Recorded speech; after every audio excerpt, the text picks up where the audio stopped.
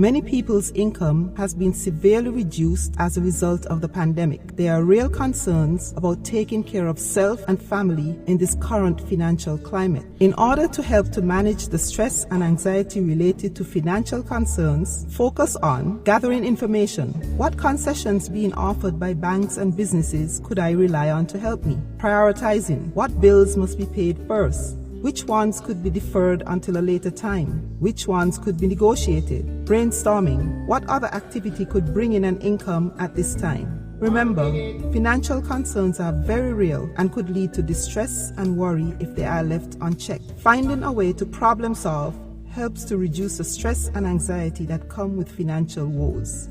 This message comes to you from the St. Kitts Mental Health Association.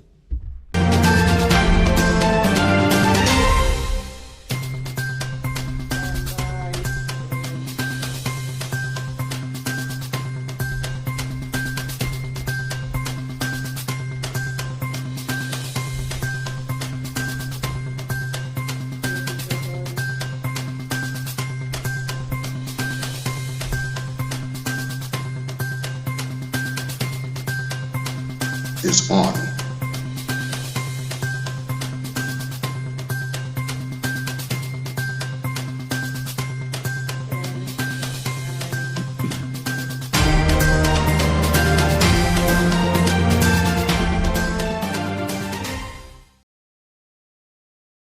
Good afternoon and welcome once again to the National Emergency Operations Center COVID-19 daily briefing for the 24th of April 2020.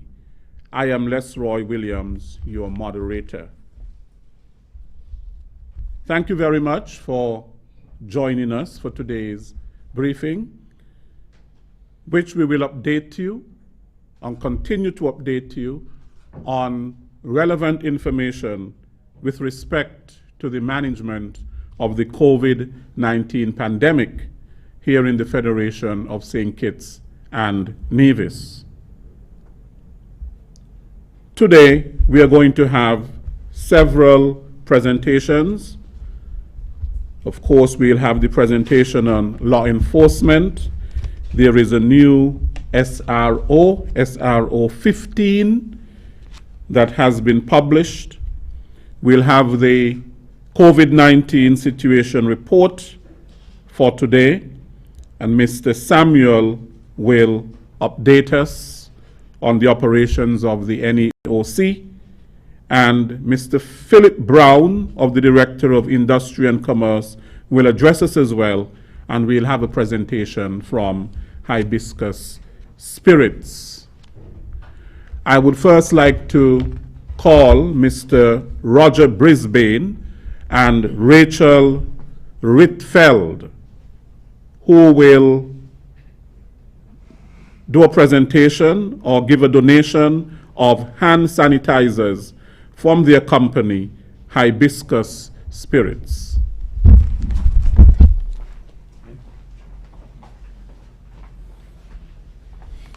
Good evening. It's great to be here. Thank you for having us. Today we are here from Hibiscus Spirits to make a presentation of 500 personal size hand sanitizers from our company, made here locally. Rachel will explain to you what's the ingredients in a second. But it's also fitting today for me personally to come on behalf of our family, Mr. Charles Brisbane, who passed on today, today's anniversary 3 years ago. Very giving gentleman, and would be here if he was still here with us. So from our family to the island of St. Kitts and Nevis, the Federation, we want to present these hand sanitizers to the police and hospitals across St. Kitts and Nevis, so they can be carried around on each person. Of course, larger bottles are difficult to take around, so the reason we came with these small hand sanitizers would be it's pocket size, and we're asking people to, the folks who get them, to actually reuse them. Don't throw them away. Get a refilled bottle and refill it for your families or your mates and co-workers. In addition to that, we, through Spice Mill, a restaurant that I have on Cockleshell Bay, will also be providing NEMA, this building everybody, all the great folks who are working here every day, with meals for 2 days. We were hoping to do it Saturday and Sunday, but with the lockdown, we'll probably do it on Monday and Tuesday for all of the folks that are so hardworking. Rachel, just tell you a little bit about the product, what's in it and how we make it, and yeah. Awesome, thank you. My name is Rachel Redfeld, and I'm the Sales and Marketing Director of Hibiscus Spirits. On behalf of Hibiscus Spirits, I would like to express our gratitude to NEMA, the CMO, and for all your tireless efforts to keep us all safe during this challenging time. As a token of our appreciation, as Roger said, we'd like to donate 500 of our High Five hand sanitizer bottles to NEMA and the frontline officers for their personal protection. It was only a month ago that we started producing our hand sanitizer when we realized the great need to keep us all safe, as safe as we could. We realized we had the expertise and the facilities to be able to produce our High Five hand sanitizer. And we have great passion in Hibiscus Spirits for supporting local in general. We have always supported our local farmers between St. Kitts and Nevis. Previously it was to purchase sorrel for use in our rum and gin infusions, but now we have partnered with them to produce this product.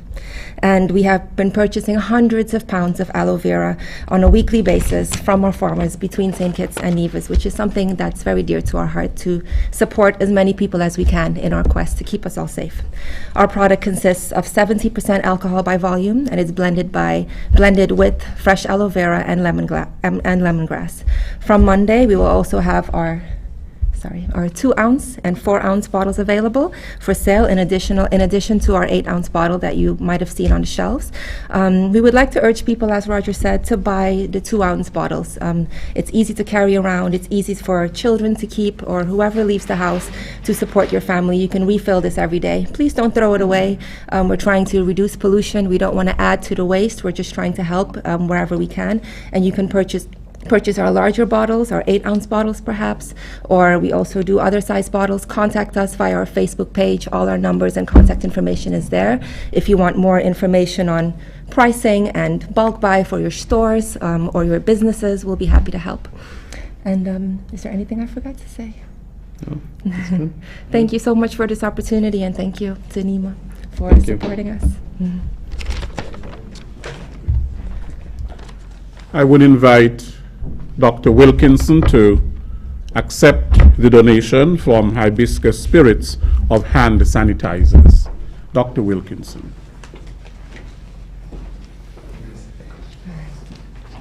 Oh, sorry. This is Actually, high five. Every day we come here, we speak about the all of society approach to this and making sure that we engage every single individual, all the communities, every single business. And every day I come here, I'm more and more made surprised and happy to see so many businesses coming on board. And on behalf of the Ministry of Health and all of the healthcare workers, I want to say how happy I am that Roger Bisbane and Hibiscus came on board. In December, I got a chance to taste his spirits that were going inside, but now this is the one that's going to go outside to cleanse our hands. We said forever that the fight is a non-pharmaceutical approach towards keeping our hands clean, and I'm happy to see that you've come on board to make a significant difference. I thank you again. Elbow. Thank you. Thank you. The new high five is like this. Okay, thank you very much. Thank you.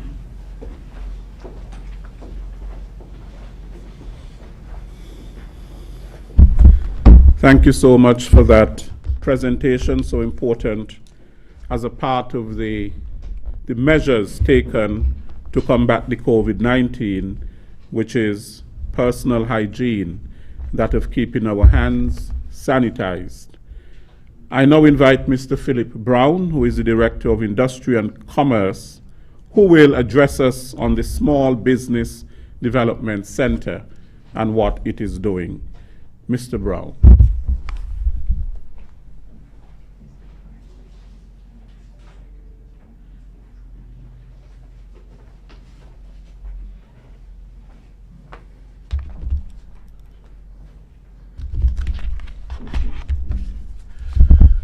Good afternoon, ladies and gentlemen, and good afternoon to our viewing and listening audience. Let me first thank the NEOC and COVID-19 Task Force for allowing us this opportunity to present and share critical information with our small business community and entrepreneurs today regarding the continued provision of support services to the sector by the Small Business Development Center, or SBDC St. Kitts. SBDC St. Kitts is in fact the National Business Support Organization, which is housed within the Ministry of International Trade, et al. We are all aware that our business sector, and particularly our micro, small and medium enterprises, the MMSEs as we refer to them, are experiencing some difficult times at this moment, given the onslaught of this dreaded COVID-19 pandemic on the business community the world over.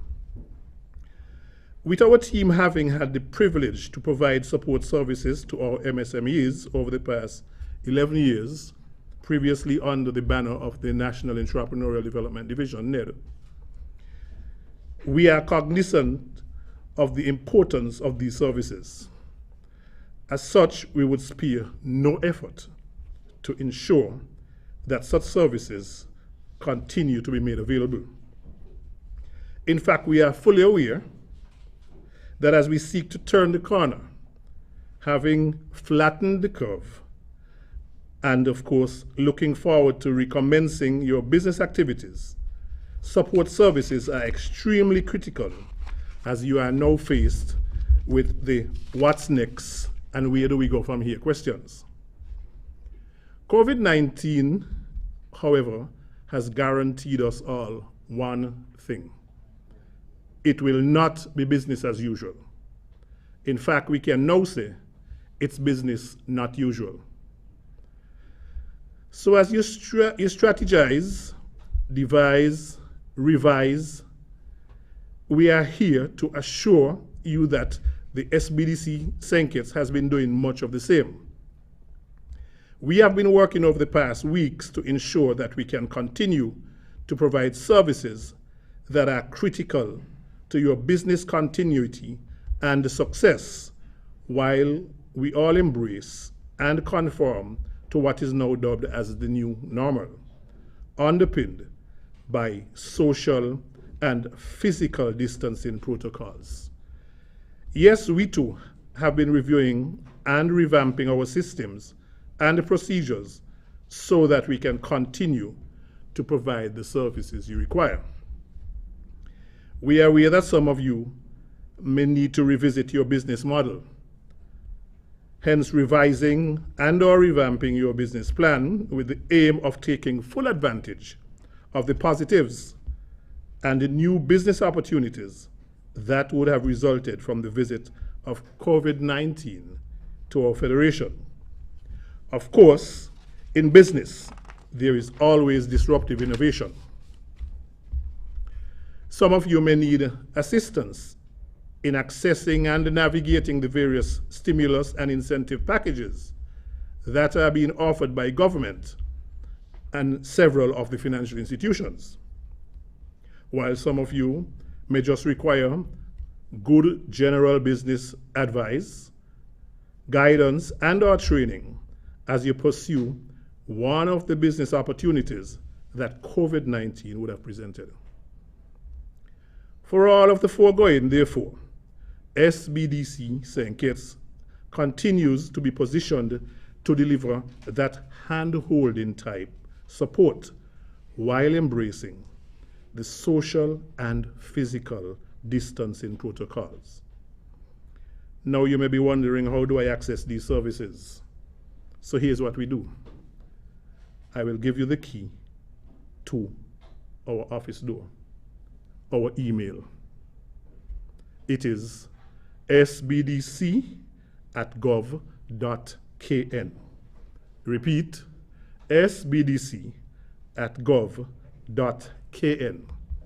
From there, you will be engaged. One of our officers will ensure that all of our offerings are available to you via our various online platforms and applications. So in closing, and now that you have access, let me take this opportunity to invite you, our small businesses and entrepreneurs, to participate in our post-COVID-19 Small Business Impact Survey. This survey is designed so that we can glean from you your needs and general information regarding the impact of this pandemic on your business. This would allow us to further advise government as to the continued formulation of policy intended to enhance the support framework for the sector. Again, in order to participate, simply use your key. Send us an email, sbdc@gov.kn, and request the survey. Please also note that we are on Facebook at SBDC SKB. Our officers are standing by and ready to serve you. Thank you, and continue to stay safe.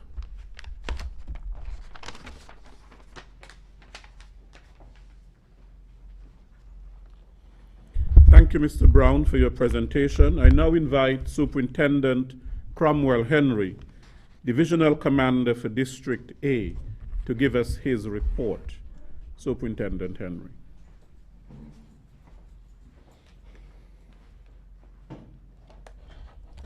Thank you, Mr. Williams. A pleasant good afternoon to those listening to this broadcast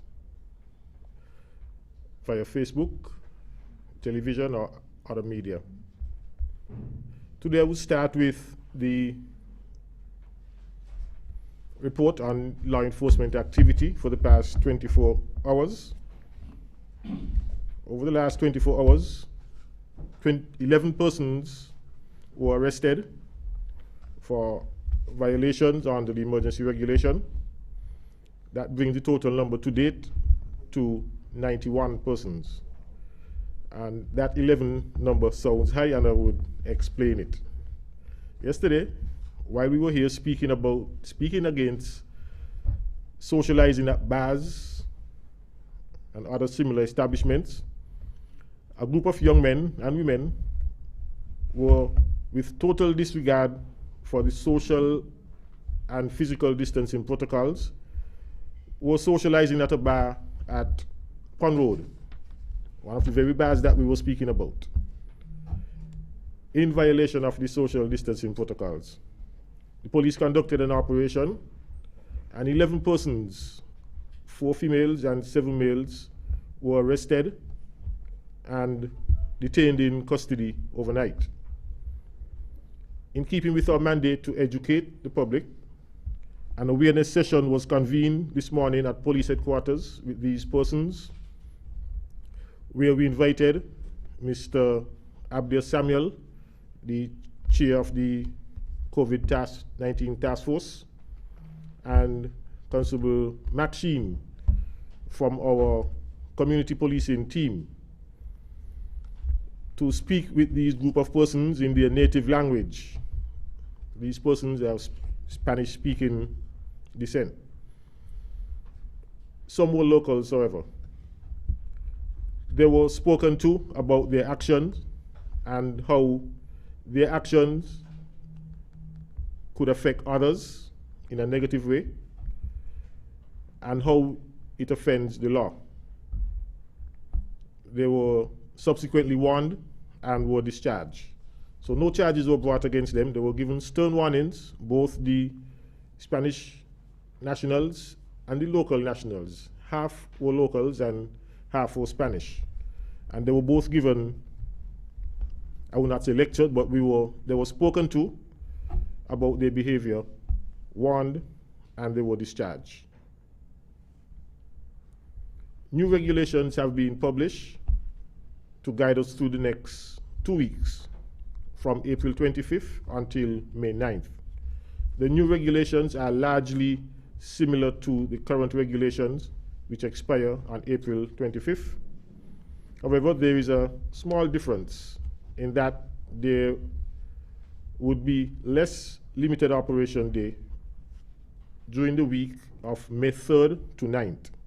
For next week, there will be 4 limited operation days from Monday and Tuesday, a total lockdown day on Wednesday, then limited operations day Thursday and Friday.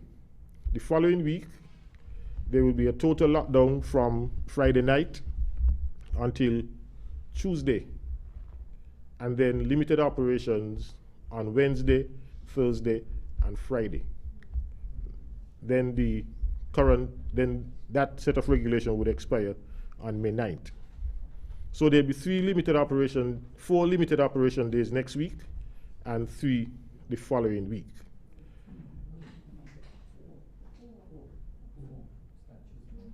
For next week, Tuesday, Wednesday, Thursday, Friday. Sorry, yes, 4. So from Friday until Tuesday would be total lockdown, and then Wednesday, Thursday, Friday. Sorry, yes, Tuesday. Yes, the lockdown period will end Tuesday morning, so Tuesday, Wednesday, Thursday, Friday. So you get your 4 days still, sorry. So 4 limited operation days next week and 4 the following week. The difference is, rather than starting on Monday, it will start on Tuesday. Thank you, Ms. Hughes.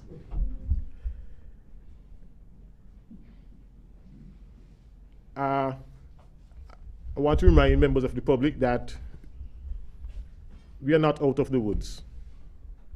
We still need to abide by the provisions of these regulations.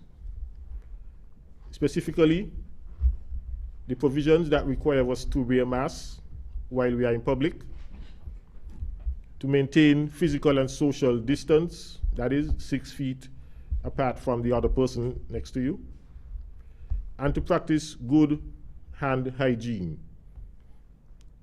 We are still having issues with passenger buses not insisting that their passengers wear masks. Some drivers themselves are not wearing masks. Some drivers are carrying more than the allotted 9 passengers in their vehicles, and they're not insisting on hand sanitization as persons enter the vehicles. We want to bring to these bus owners and operators' attention that the law requires these things. These are not just recommendations from the police. These are legal requirements within the regulation. We ask you to please comply. We also have concerns with the bars and shop owners selling alcohol on their premises. The issue is not the selling of alcohol. The issue is the persons who are consuming the alcohol, congregating on the premises in close proximity to each other in violation of the social and physical distancing protocols. Therefore, we ask that you comply with the regulations and not sell alcohol on your premises. The law has suspended all retail liquor licenses for the period of this emergency. And just for information, I would like to define liquor as defined by the Liquor License Act.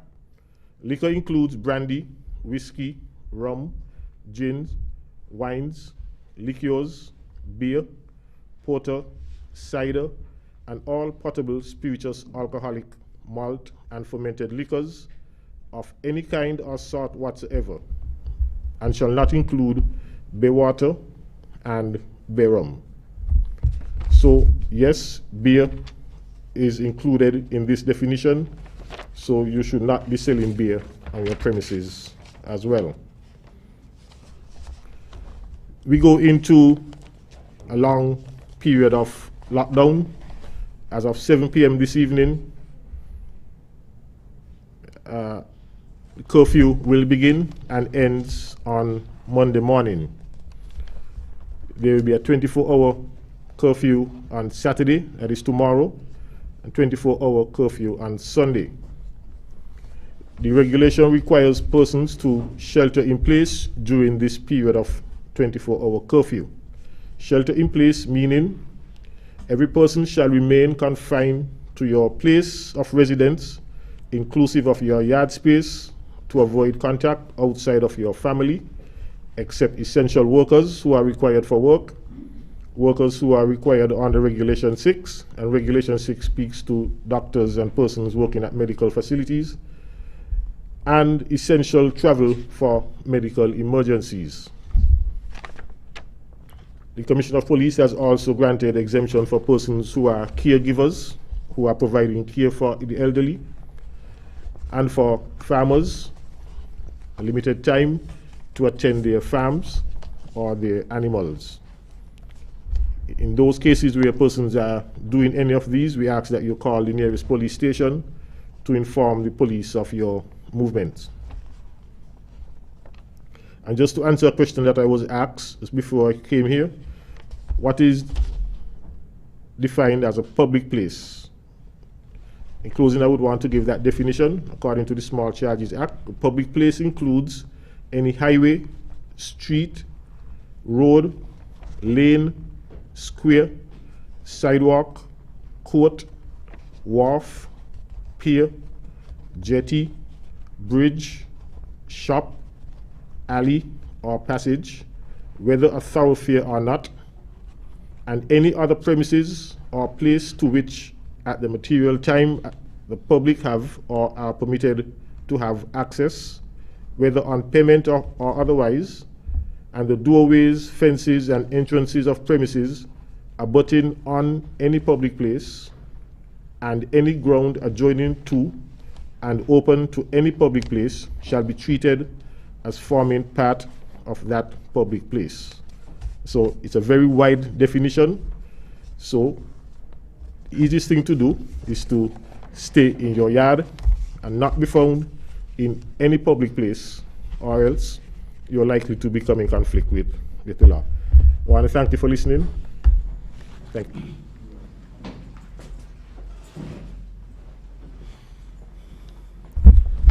Thank you, Superintendent Henry.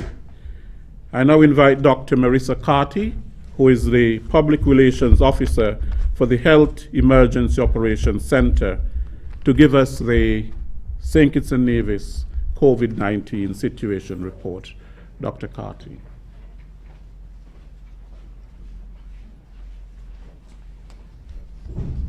Thank you, Mr. Williams, and pleasant good evening to all. As of Friday, 24th April, at 3 p.m., the World Health Organization reports 2,631,839 confirmed cases of COVID-19, with 182,100 deaths. In St. Kitts and Nevis, 260 persons have been sampled and tested, with 15 confirmed positive, 233 confirmed negative, and 12 results pending. 2 confirmed cases have recovered, with 0 deaths. There is currently 1 person quarantined in a government facility, while 105 persons are quarantined at home. 13 persons remain in isolation, while 634 persons have been released from quarantine. Remember, each of us have our part to play in protecting ourselves and others from this disease. Continue to engage in the social distancing measures currently in place. Eat well and boost your immune system. Engage in effective hand washing practices. And finally, continue to wear your mask in public places. By adhering to these practices, we will see positive outcomes and win the fight against COVID-19. our national statistics, and other COVID-19 related information can be found at our official website, www.covid19.gov.kn, as well as our Health Promotion Unit Facebook page and YouTube channel. Thank you.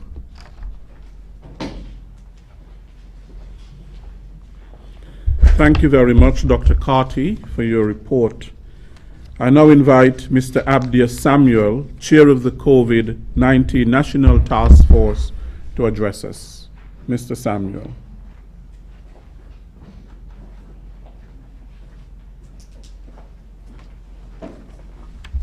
Thank you, Mr. Williams. Greetings and good afternoon, all. Thank you for joining us via internet, listening via radio, and also watching via television. Today, I bring you the situation report for Friday, 24th April 2020. 311 would have processed a total of 21 calls, 14 on St. Kitts, 7 on Nevis. 911 for the past 24 hours would have processed a total of 69 calls. The St. Kitts NEOC would have processed 1 call, and that 1 call would have been for assistance. The Nevis EOC would have processed a total of 7 calls for the past 24 hours. The COVID-19 Compliance Task Force would have visited a total of 88 businesses today. Those range from law firms, hardware stores, courier agents, funeral parlors, hotels, optical businesses, dentists, manufacturing, banks, restaurants, bars, pharmacies, car wash, supermarkets, mini-marts. These businesses that were inspected today were in the area of East Bastia, Central Bastia, Frigate Bay, and the St. Peter's Parish. Let me break it down a little further for you. It's important for you to know how businesses are complying. Number of businesses adhering, remember that I said 88 businesses were inspected. Number of businesses adhering to the 6 feet distancing on the inside, 55 out of the 88 that were inspected. 30 square feet per person observation, the protocol being observed for that is 55 out of the 88. Distance markers at checkpoints, 35 business out of the 88. Distance markers on the outside, 38. Face masks worn, out of the 88 businesses inspected, 76.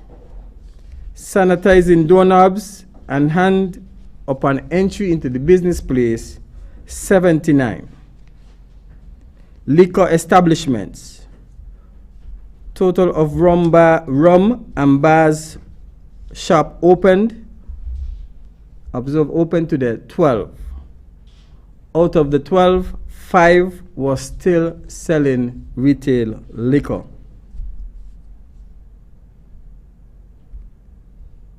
Personal hygiene, number of businesses practicing good hand hygiene, 73 out of the 88.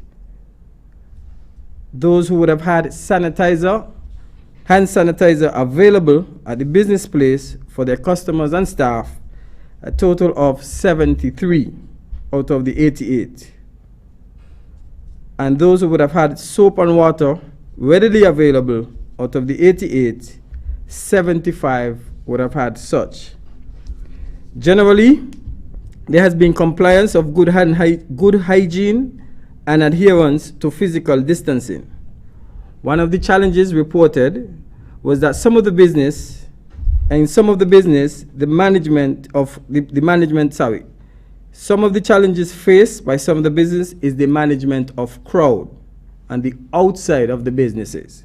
This is where the challenges have been observed. So the crowd on the outside of businesses, these where most of the challenges is being experienced. 42% of the bar shops were open and selling alcoholic beverages. I wish to remind all businesses as stated by Superintendent Henry, that the retail liquor license has been temporarily suspended. We appeal to businesses to ensure compliance with hygiene protocols, social distancing, and physical distancing protocols in adherence to the regulations. At this time, we continue to see our citizens, residents, and corporate society rise to the call of duty. I wish to read something that was sent to us by Her Excellency Ambassador and the Republic of Cuba, Verna Morris Mills, and her husband, Mr. Genevieve Mills, who is in Trinidad studying. And I quote, "The simple gesture of giving never really means that you have more than most. Instead, it is a natural impulse of generosity, and oftentimes it's a call of duty derived from deep within. Today, my husband, Genevieve, and I are responding to this call of duty to contribute to the fight against COVID-19 in the Federation. In our little way, we are sharing some of our treasure, considering we are not physically present to give of our time and talent. We feel moved by the generosity of our fellow citizens who have already pitched in to help fight this disease. So we too are compelled to use this opportunity to inspire even more nationals and residents to respond to the call of greater civic participation in whatever way possible. There are still many unanswered questions about COVID-19, and none of us really understand the dynamics of it. As the world over continues to battle this silent assassin, and recognizing the economic toll it will continue to have on our Federation and our most vulnerable, we believe that it is important to make this donation. It will take all of us exercising the necessary health and personal care for the curve to be flattened. What we know is that we can all do something to help our frontline workers, technical and administrative stakeholders fight the deadly biological disease and curtail the potential negative impact it can have on our nation. My husband and I both come from humble beginnings, and we feel very honored to be able to give back and to serve our country in this way. We would therefore like to donate the sum of 4,000 EC dollars, which could be used to help offset the cost of purchasing essential PPE and test kits. Thank you, Ambassador Verna Mills and Genevieve Mills. Mr. Mills would have been a production from the West Bungat area where I also grew up. Mr. and Mrs. Joseph Wyatt from Quick Bargains would have rise to the call of duty as corporate citizens and donated a total of $1,000. Thank you again, Mrs. and Mr. Wyatt. N&N Sweet Treats, thank you. And I want to thank Shauna and Justins from Corporate Solution Limited, who would have committed to providing 200 face masks from Sun Island. Today, they brought 100 face masks for us to be able to give to persons who may not have, and also for personnel within the NEOC and otherwise. Thank you again, Shauna. This speaks to your good friendship that we have developed, and also your corporate responsibility with your husband. And to the fisherman who visited the office of Dr. Cameron Wilkinson, I receive your generous contribution. And rest assured, I would like to meet you, because such contribution coming at this time from you is very meaningful. We received the contribution from a fisherman in the Newton area of $500. Dr. Wilkinson stated to me that he does not want to be identified, but to you we say thank you from the nation. Also, I want to recognize that today His Excellency, Resident Ambassador of the Republic of China, Taiwan, His Excellency Tom Lee would have brought and donated 1,550 masks to the NEOC. Thank you, Your Excellency, and to your people and government of the Republic of China, Taiwan. Again, I want to conclude by saying that we are very thankful and happy for the adaptation and the slow changes or the gradual changes that we are making as a nation. I've heard some persons say, Mr. Samuel, we are not going to conform to the new norm. But I want to appeal to you that the new norm has to be accepted. It's the new way of life for us. And this is how we are going to overcome the impact of COVID-19 on the Federation of St. Kitts and Nevis. So again, thank you for listening. Thank you for being here with us, wherever you are in your homes. Please let us support the security forces as they do their job, and they do their job in an effort to protect and safeguard all of us. Please comply with the police force. They are humans just like you and myself. And I want to again commend the community policing team for the work that they are doing in the communities. I'm receiving a lot of great feedbacks for what they are doing, and I want to encourage them to continue engaging in the way they are. So thank you again, everyone, and thank you, Mr. Williams, and we look forward to your questions.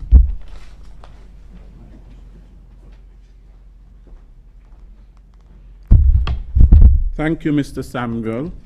We now arrive at the interactive part of this briefing, our question and answer segment. The first question is from Sugar City 90.3 FM for Superintendent Henry. Yesterday, Superintendent Henry informed that crime in the Federation was down by 78%. Is it possible for the Commissioner to compare the percentage decrease in crime pertaining to the state of emergency period and the same period last year? Superintendent Henry.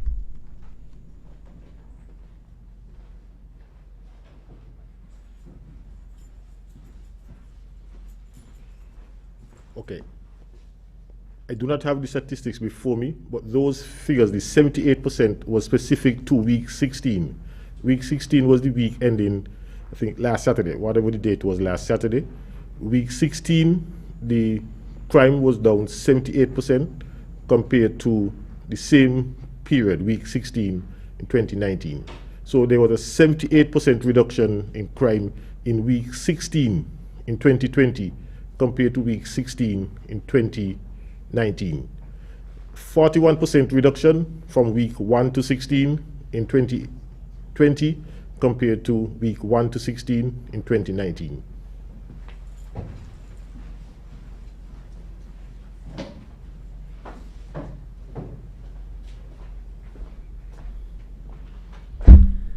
Thank you, Superintendent Henry. Chairman of Carnival, Noah Mills, spoke to plans already afoot for Sugar Mass 49 on Win FM. Mention was made of presenting two budgets, one for the typical carnival activities and the other for a virtual or online carnival. The USVI's virtual carnival opens tomorrow with performances from DJs and musical bands, as well as the replaying of past events. According to the chairman of Carnival, the National Carnival Committee is considering various competitions, such as calypso and soca competitions, as well as various pageants. What advice would the NEOC give with respect to the staging of Carnival, bearing in mind both the CDC, the Centers for Disease Control, and the World Health Organization have issued warnings about another wave later this year? The second question, about what is the approval process for locally made hand sanitizers about 2 weeks ago. Are there any updates in terms of the process for locally made hand sanitizers?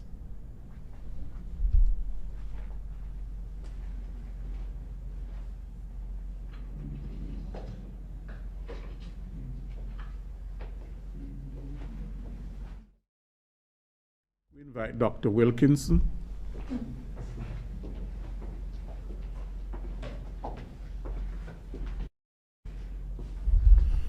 As it relates to the carnival, presently we keep stressing the importance of social distancing.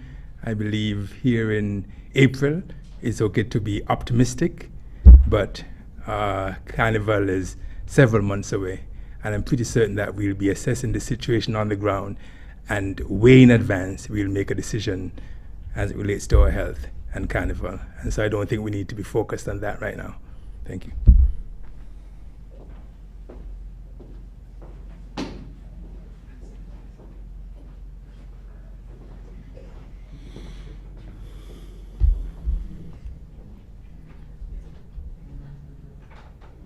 This question has to do with physical distancing. I understand the concept of physical distancing and appreciate the effort you are putting forth in maintaining health and safety. For everyone's physical and mental state, I would like to ask permission to allow people to exercise and venture to the mountains and beaches. These are all things that can easily be done without physical contact.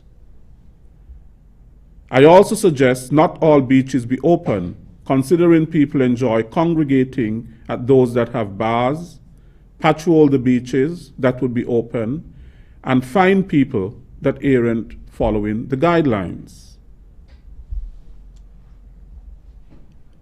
Dr. Wilkinson.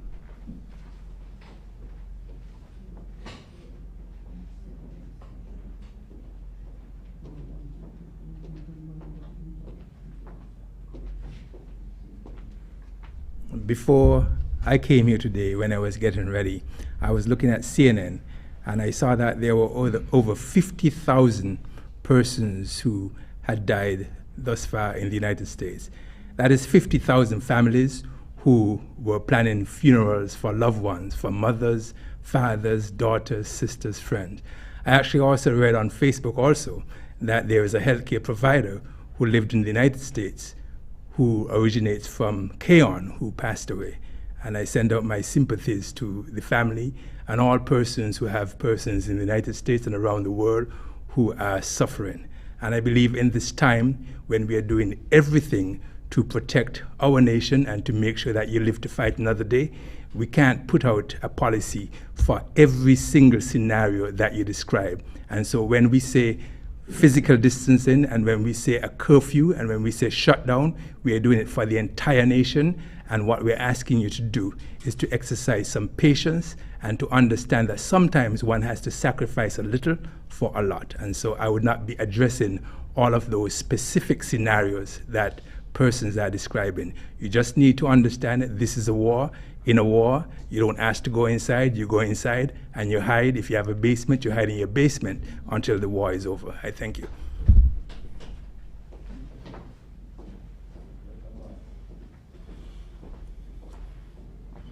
Thank you, Dr. Wilkinson. I think that was well put. And if I can add something, I think what some people are looking for is a slippery slope. And so therefore you give one person the permission to go to the beach, and then other people will come and they will say, well, you gave that permission to me, so to this person, so I should get permission as well. And so therefore that is when you start to get the numbers now, because it becomes a slippery slope. You allow it for one, you allow it for two, and then people are going to come and say, well, why can't I go to the beach as well? And so I think that that is part of the issue.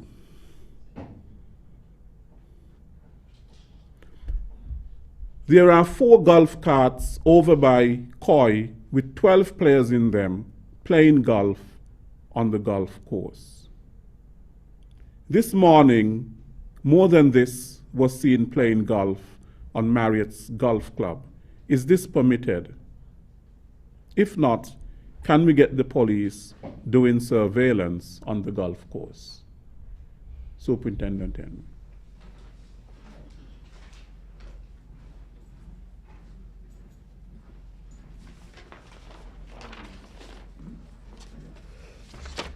Thank you for that question. Whether playing golf is permitted, I think one of the intention of the regulation is to prevent persons becoming into contact with each other. And I would read regulation 10. No person shall host, attend, or visit a private party. And B is the one that would answer the question. A recreational or competitive sporting event or any other type of public entertainment. So I would think that golf would fit into this category as a recreational or competitive sporting event. And because of the numbers of persons that is participating, it is definitely not allowed. So if you see something like this happening, just give the police a call and we will take care of it.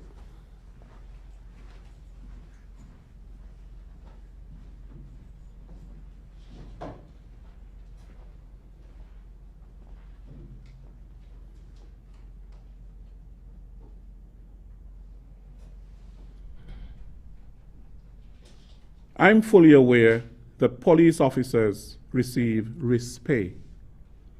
During a crisis like this, where healthcare workers are on the front line, would there be something in place for healthcare workers? As most would like to receive hazard pay, as our lives and the lives of our loved ones are continually at risk. It was announced a few weeks ago that care packages were shared among students. Can someone tell me when would health workers receive one as well?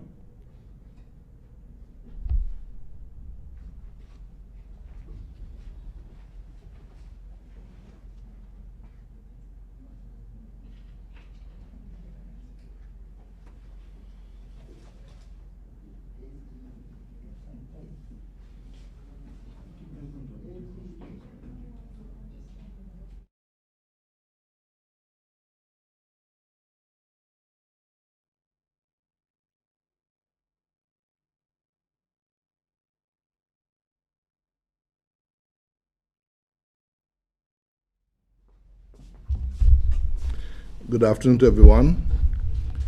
We have to commend all our frontline workers in this very trying time. Our nurses, our doctors, they put themselves on the line when they have to treat those who are ill, especially in relation to such an infectious disease as COVID-19, where symptoms are not always observed. This is something that we have seen very early at the airport when we began screening passengers who came from international flights, and we had teams of healthcare workers. The immigration officers had to come in with people who may have visited hotspots. And of course, the police are constantly on the road and were at the airports as well. So there is a risk to many of our workers. And I'm sure that our government will make an appropriate form of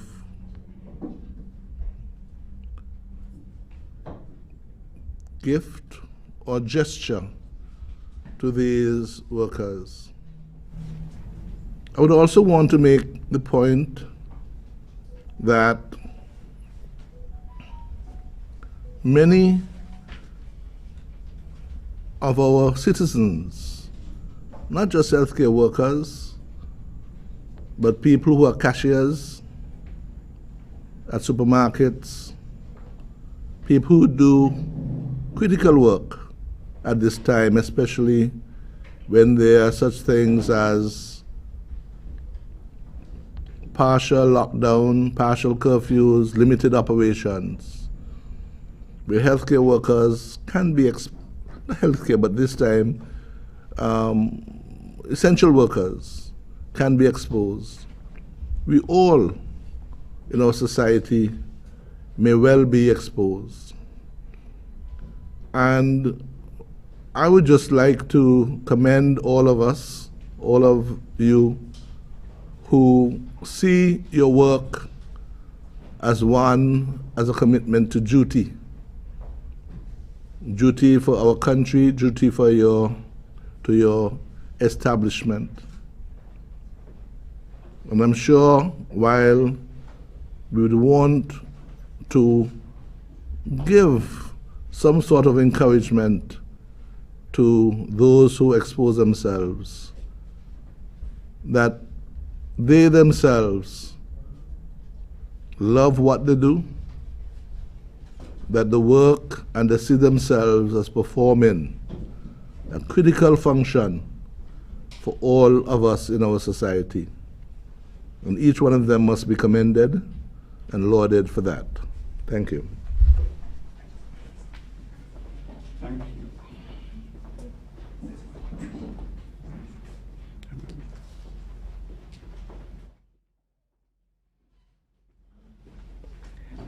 I just want to say something on behalf of healthcare workers also, because the question said most healthcare workers are looking for some sort of compensation, and I don't know whether any survey was done to come to that.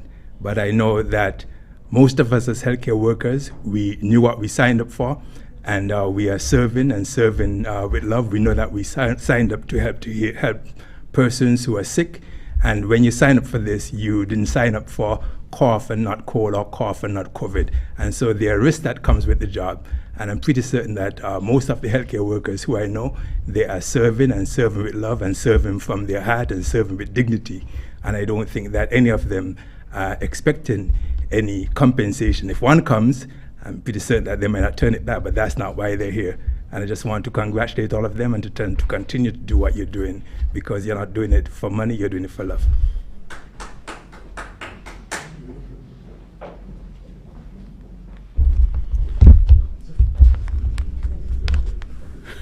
That was very well said. Now, in some countries in the OECS, because revenues are falling precipitously, sharply, some countries have already started to have a discussion in terms of the public sector salaries, wages, and so on. For example, news out of St. Lucia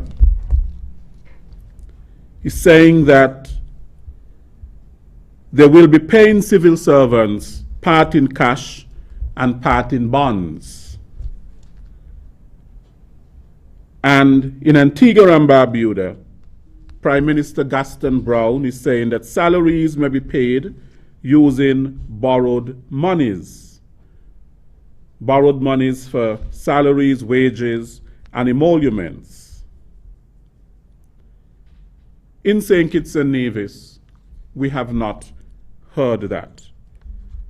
The question is, how will St. Kitts and Nevis deal with revenues falling sharply and the paying of its civil servants?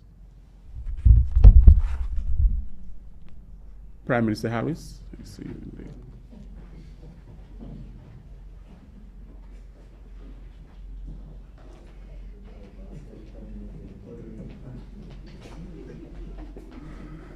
Good afternoon to all. I want to thank Les Roy for posing the question on behalf of the sender or questioner. It's an important question in the context of what is happening. Everywhere, this unexpected pandemic has put the world in turmoil, has created confusion in the markets everywhere, and great uncertainty. And we in St. Kitts and Nevis are being impacted significantly by it. The government, of course, would have lost significant inflows of revenue, both as a natural consequence of the fall-off of business activity, for example, hotels being closed, businesses not doing the kind of volumes that they would have done, and as a direct consequence of our own policy actions, such as putting out the largest stimulus package. And you recall in that there were significant areas in which we forego revenue. For example, we did say if employers were minded to keep at least 75% of their workforce, that they will realize a significant benefit in a drop in their taxes from 33%, which now obtains, to 25%. That is nearly a 33% reduction. So that, of course, will impact upon government bottom line. We did say as part of our stimulus package that for unincorporated entities, their tax would be slashed by 50% for the period under consideration. And we did say that in fact we were going to defer certain other receipts that the government would have had. For example, we have gone beyond deferral to in fact waiving of water bills for April, for May, for June. All of these mean that the government would receive less. We are fortunate to have been facing this pandemic at a time when the country economically had been strong. The country had over the last 5 years, in contrast to the 5 years before 2015, been experiencing consistent growth. For the record, in comparison, in 2010, the growth was negative. In 2011, it was negative. In 2012, it was negative. So those 3 years of the period 2010 to 2015 produced significant growth. They also produce significant increases in taxes. Electricity went up in that period by 85%, water bills by 600%, and we could go on and on. In contrast, over the period 2015 to present, my administration has not introduced one new tax. And notwithstanding that, the reality has been, year after year, by masterful management of the country, we stand alone as being able to produce surpluses.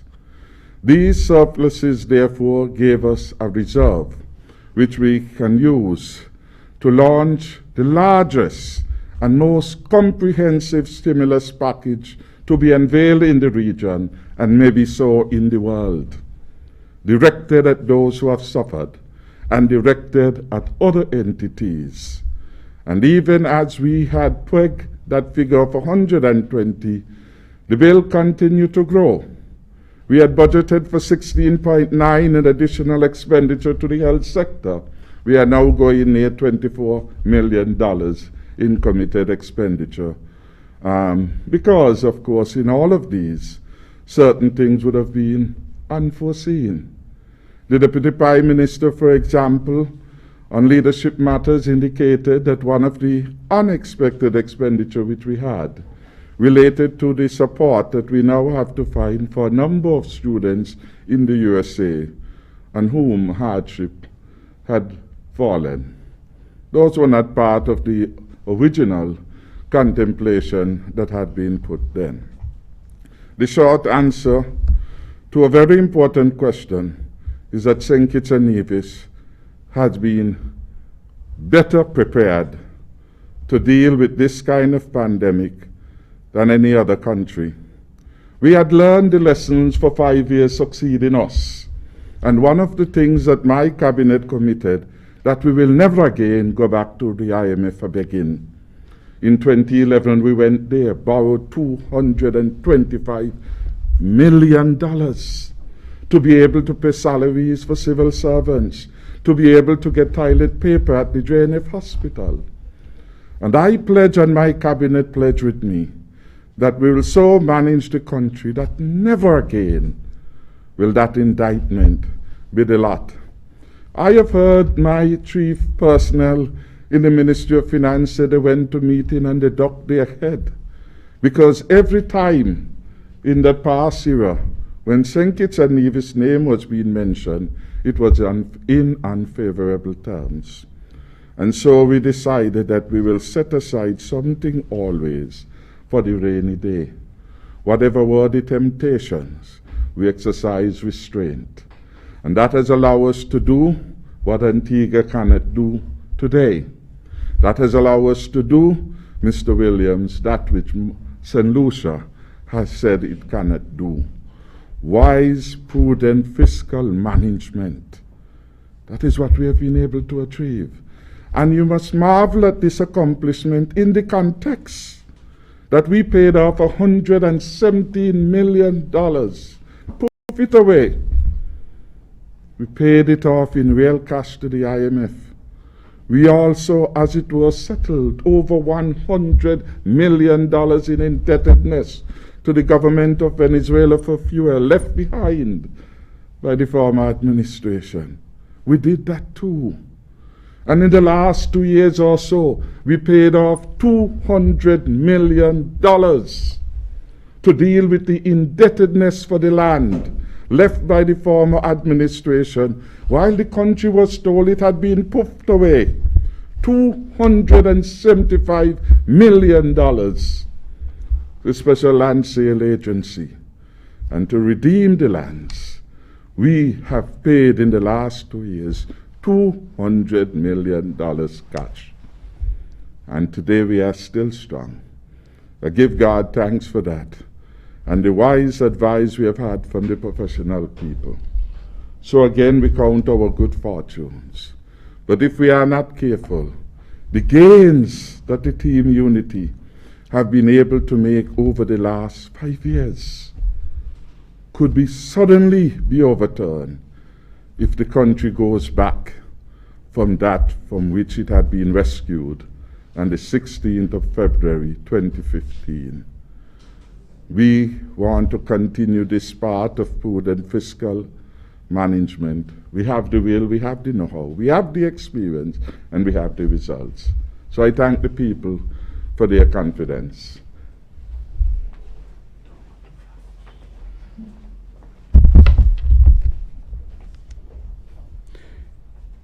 There's another question for the Prime Minister. Are you pleased with the measures that have been put in place thus far to protect the public from the COVID-19 virus? And are you satisfied with the compliance of the public thus far? Do you think that the state of emergency is proportionate to the COVID-19 threat?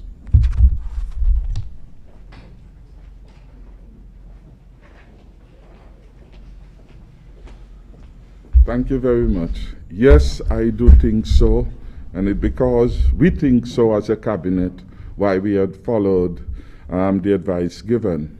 Last Saturday, the Chief Medical Officer made it clear that if we are to succeed in this fight against COVID-19, it was important that they be given all of the tools. And one of the tools she expressed was the capacity which is provided within the Emergency Powers Act and regulations. Within the regulations, the capacity of the legal framework to help them to do the things that are necessary. It is within the context of the regulations, for example, I think regulation number 7, that we are able to say to people, you have to observe social and physical distancing. That is what we are able to do with that legislative framework. It is in the context of that legislative framework that we are able to say to people in public spaces, you must wear masks.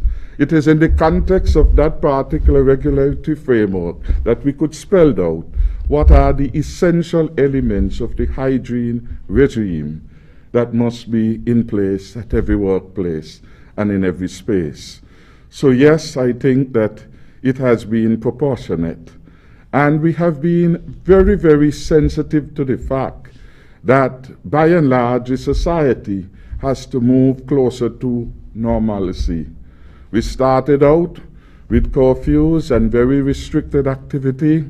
Over the last week and going into next week, the new norm is that more businesses are being able to be out there opening their doors, creating work for people.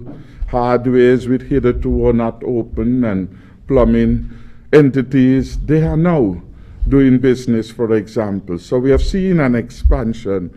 We have seen the careful thought out program that has allowed our barbers to go and to open their shops and the hairdressers.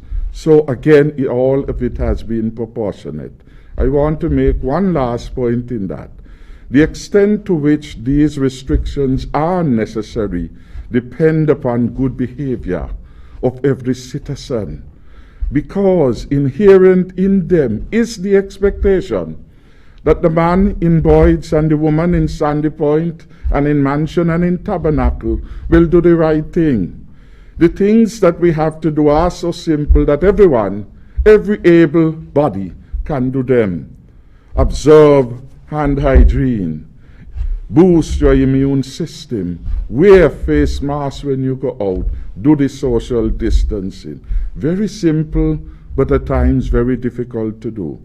And even if I do them, and Sergeant Shaw doesn't, it doesn't help us.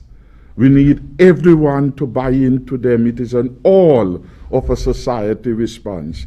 And we are relying to a large extent on the common sense of others to protect the country. We need more. And that is where the emergency powers come in, so that we have an instrument of quick response if somebody and one day determined to have a crazy party or to go on the beach and do something that imperils the safety of the society.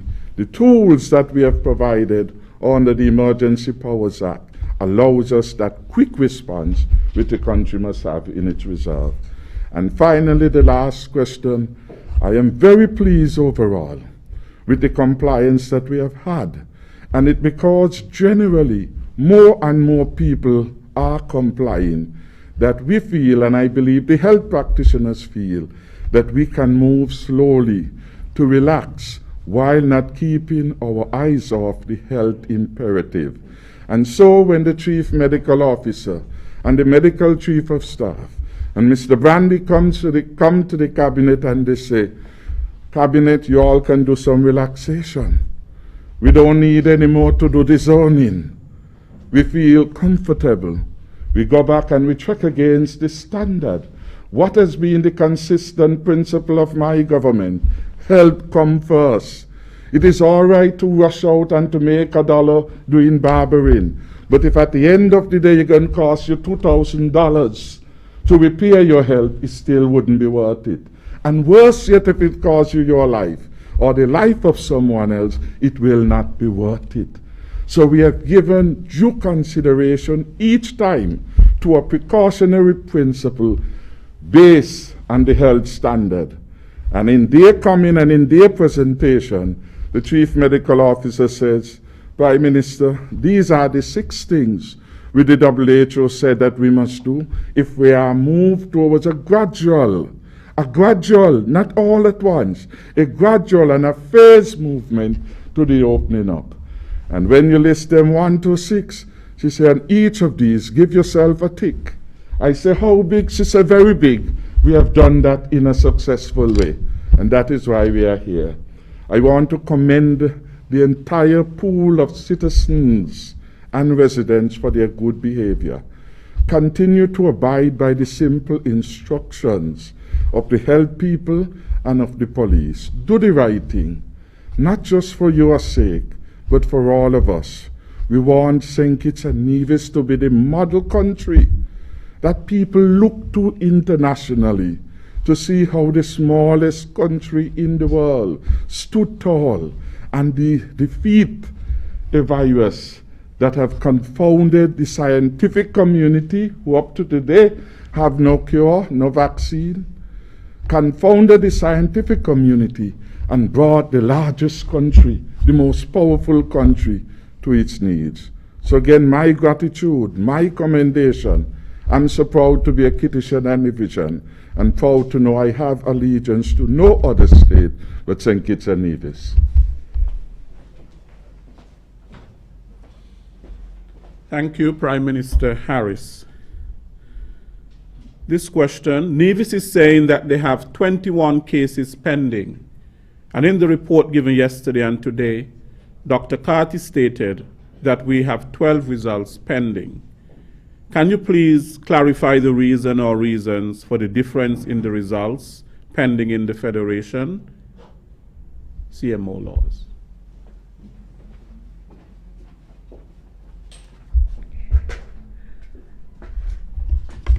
Thank you, Mr. Williams, for your question.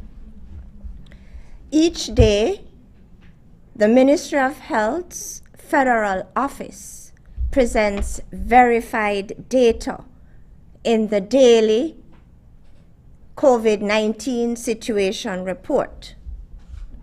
This afternoon, I will refrain from focusing on the reasons for the differences between the data presented in this forum and otherwise. This afternoon, I want us to focus on the big picture. At present, all remaining samples are being processed at the 2 labs. So as I speak, the remaining samples are being processed in Trinidad at the Caribbean Public Health Agency's lab, and the others samples are being processed at the Next Generation lab. And so, hopefully, by tomorrow, we'll be able to present those results, and hopefully, there will be no results pending. So that's the bigger picture. I also want to highlight and underscore that St. Kitts and Nevis enjoys one of the highest testing rates per capita in the OECS and amongst CARICOM member states. I want us to remember we are in a pandemic that's affecting the entire world. And so the demand for testing far outstrips the capacity to test. Despite that, for a very small nation, we are doing extremely well in terms of testing. However, it will not be without challenges. I thank you.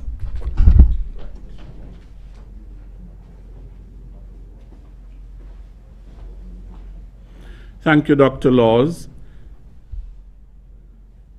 The next question.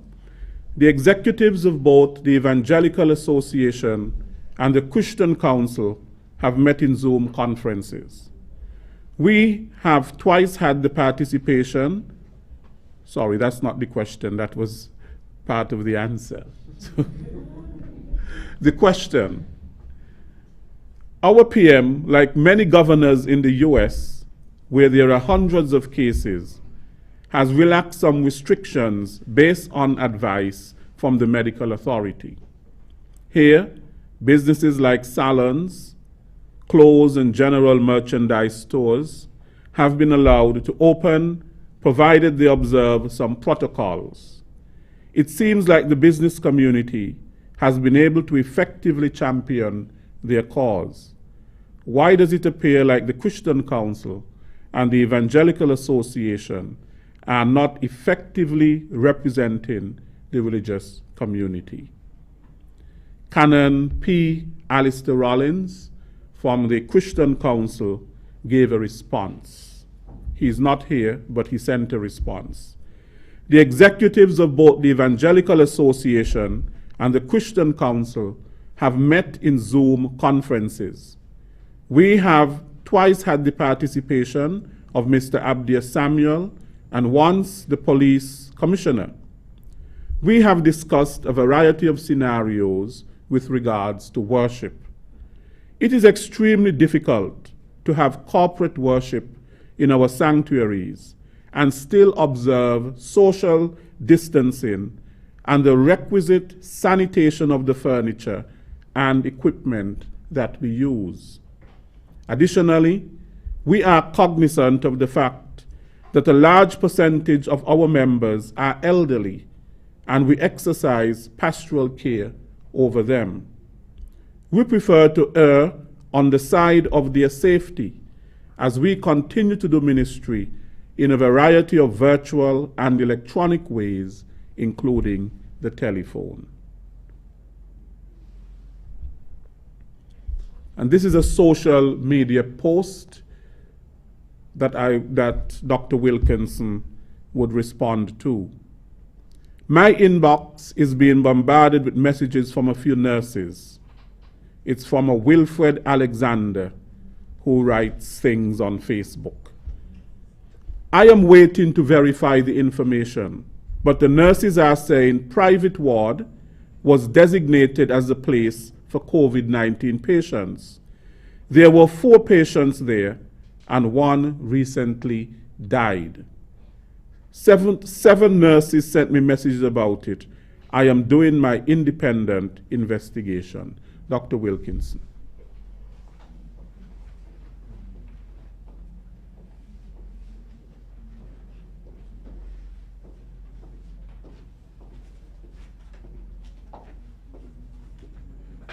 Thank you for the comment. Well, first of all, let me say it's not the nurses who said that private ward was designated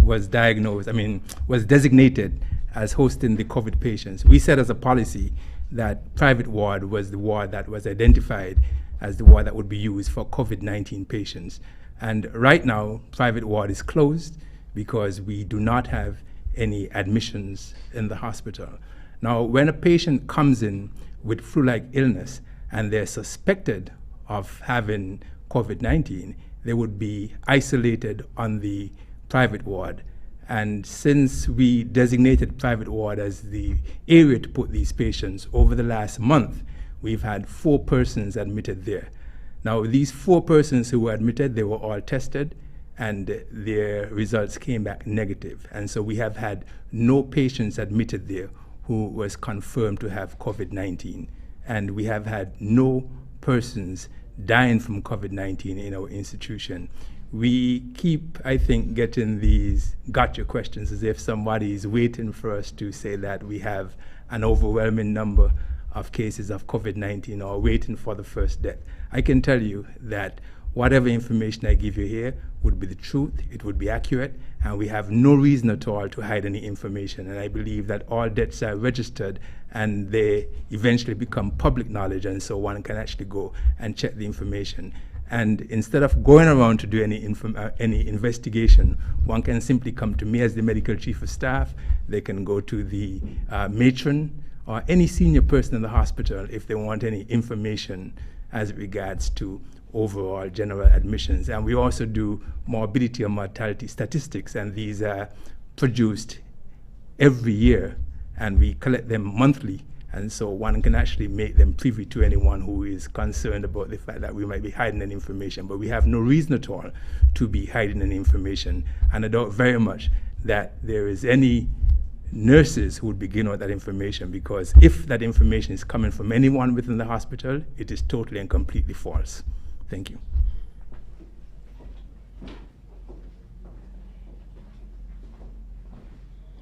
Thank you, Dr. Wilkinson.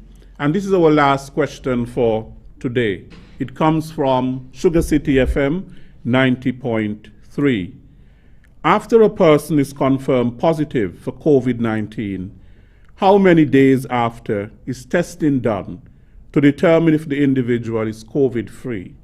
And how many tests are done? And what is the time lapse between these tests? Dr. Laws.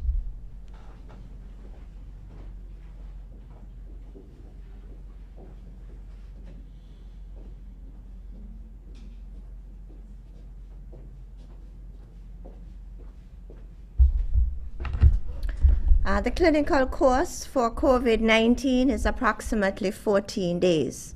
In other words, the individual who is diagnosed with COVID-19, they develop symptoms, they are sampled, they are tested. And in approximately 2 weeks, if you are mildly ill, you would overcome or you will become symptom-free.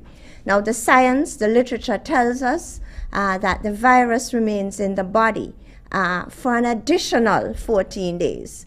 And so the individual will have to remain in isolation for almost a month. Now, in terms of recovery, now the protocols tell us that the individual has to be retested at the end of the disease process, and you need to have 2 negative molecular tests or RT-PCR tests within 24 hours before you can be deemed recovered. And so the individuals who are diagnosed, they are tested closer to the end of a month. And again, we would have to get 2 negative RT-PCR or molecular tests before that individual can be deemed recovered. Thank you.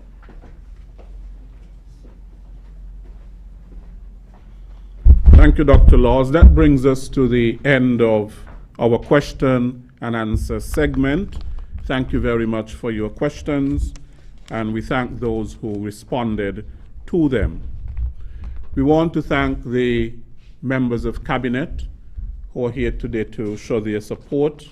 The Prime Minister, Dr. the Honorable Timothy Harris, our Attorney General and Chairman of the Disaster Mitigation Council, the Honorable Vincent Byron, and our Minister of State with responsibility for health, the Honorable Wendy Phipps.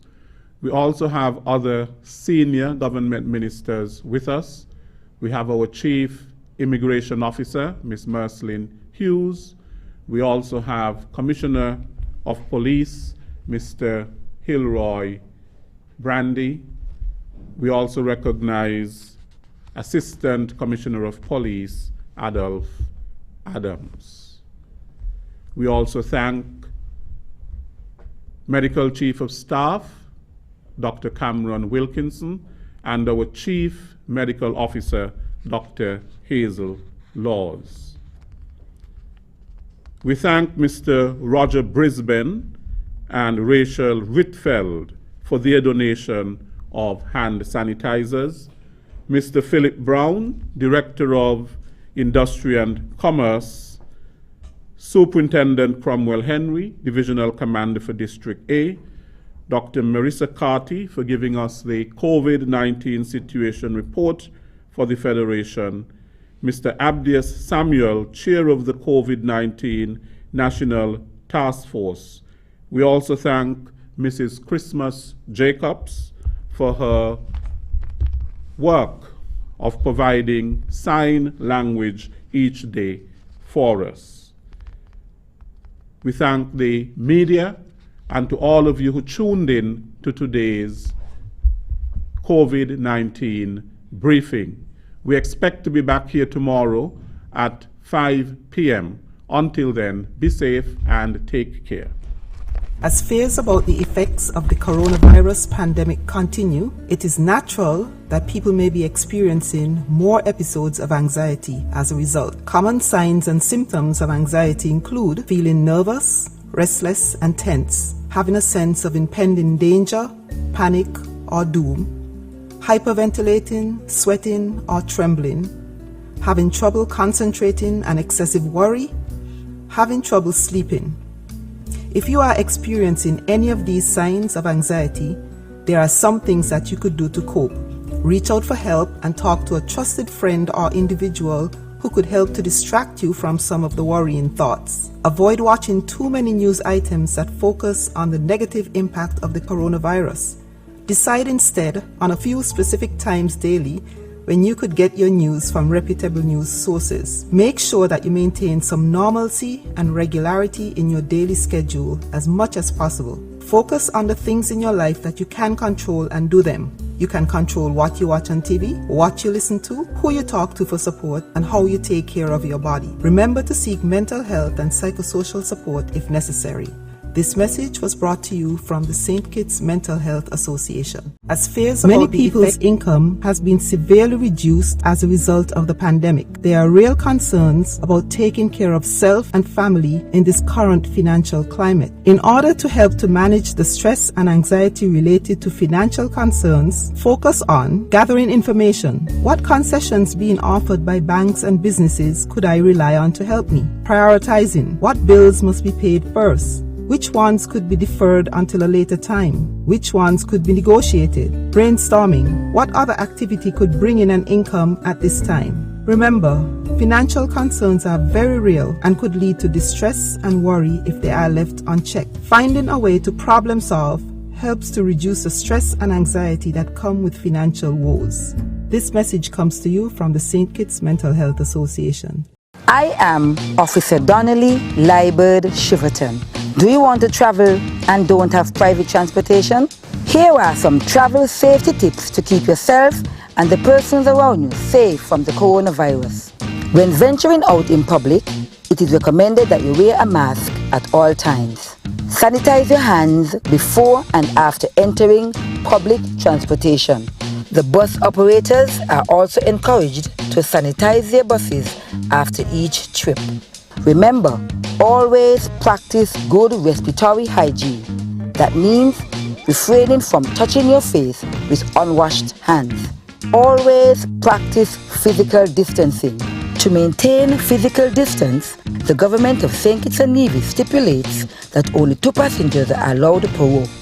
That is, 1 passenger on each end of the bus row, while 1 passenger is allowed to sit up front with the driver.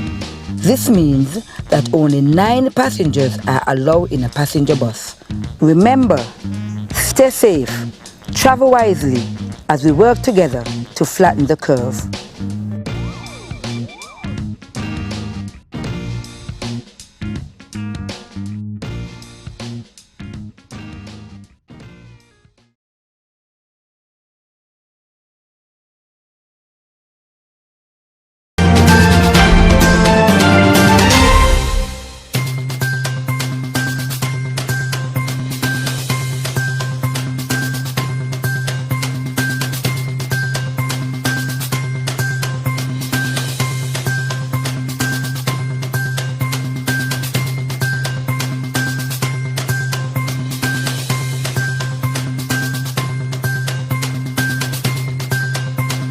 Is on.